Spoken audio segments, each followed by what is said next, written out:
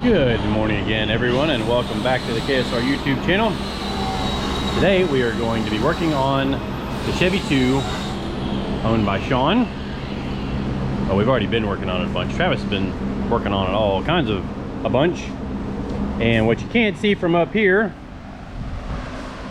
is that he's got all of the transmission harness all done, which includes even stuff like the drive shaft sensor, the rear shock sensor. We do all that stuff. So it's all together, neatly done. You got it all heat shrinked and everything, right? And then our front accessories have been started.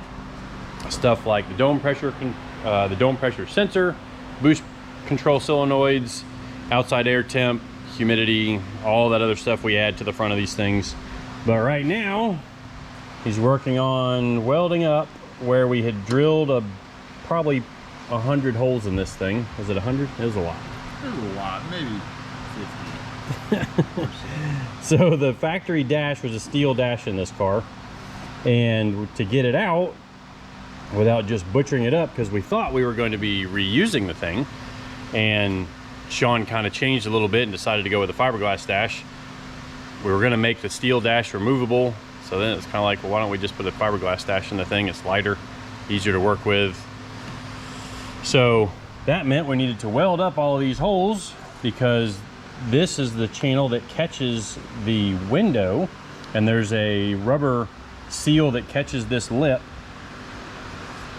and the seal, it's kind of a weird seal. It like catches this lip, but it also has a lip that catches the glass in it. So anyways, Travis got all those welded up. He's going back and smoothing them now, and then we will be making a little lip that sticks off of here, kind of like this, that the dash will kind of catch into. There'll be like a little, almost a little V right here when we're done. So plugging away on that. Some of the little things you don't see when you do a complete custom car, at least when you do one real nice. We want to make it to where once the dash is slid up in place, the only thing we'll be able to see is where it's notched around the roll cage right here. So we'll have another plate that the dash rests up on, and the goal is to make it look as factory as possible but still be removable and it be lightweight fiberglass. So we're going to keep trucking away on this and get back to you in just a little bit.